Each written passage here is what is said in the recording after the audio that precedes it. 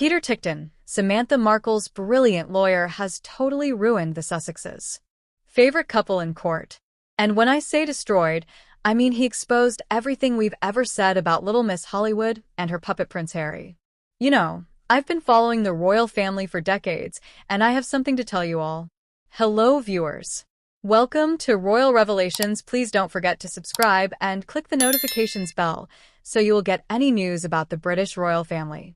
I never dreamed I'd see a member of the British royal family trying to control free speech in America, but here we are, and it's just completely unbelievable.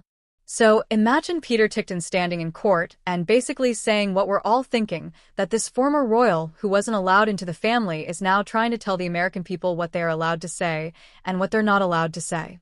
Do you see the audacity of this? The same prince who called our First Amendment insane, remember, right? Let's talk to the Aspen Institute about this situation because this gives me some serious Orwellian vibes, our dear pundit Harry, and I use that term very loosely. One of 16 governors who decide what gets classified as misinformation on the internet, somehow.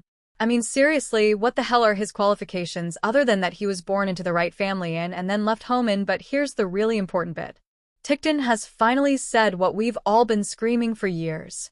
He challenged the Sussex squad in court. These are the same people who have been harassing anyone who dares to criticize their precious Meghan, and Tickton called them out for exactly what they are. They are evil.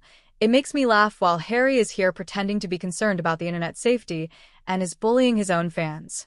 The squad is doing exactly what it is, simply shocking that he is claiming to be fighting hypocrisy, and we must not forget why we are in this situation in the first place. Remember Samantha Markle's libel trial, the Netflix series where Little Miss Perfect tried to act like her. It was basically an only child, while Samantha is left to her own devices. I don't like that, and thank God for that. When we talk about the working royal family that we love, isn't it interesting how William and Catherine just keep calm and sit back and do their job? No drama, no whining, just serving up the crown while a few people cough. It seems like Meghan cough can't last 5 minutes without trying to make some headlines. The Prince and Princess of Wales just exude class and dignity. You know what I'm really impressed with? All of this timed as Catherine recovers from surgery and shows so much grace and dignity in privacy. The other side of the pond seems unable to attend court. The contrast couldn't be sharper. And don't get me started on how Harry has essentially been turned into a puppet. Remember the proud soldier who served his country in 1980?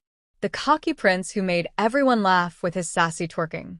Well, that person seems to have disappeared and been replaced by someone who jumps every time his wife jumps. Let's talk about an interesting argument that Tickton made. He was basically saying, and I'm paraphrasing here, that this prince came to our country as a guest and then has the audacity to control our speech. It's like going to dinner with someone and telling them they're using a fork the wrong way.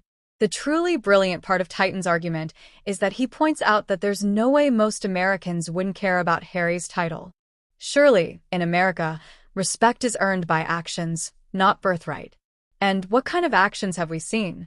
Well, most are just complaints and attempts to control the narrative. You know what's particularly rich in this? They're trying to control what people can say online, but they don't seem to have any problem changing their minds.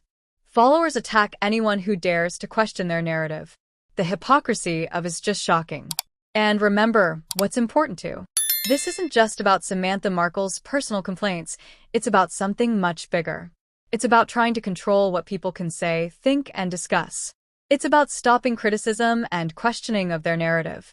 The really interesting part is how Tickton connected the dots between Harry's involvement with the Aspen Institute and the broader attempt to control free speech. He called it the Ministry of Truth.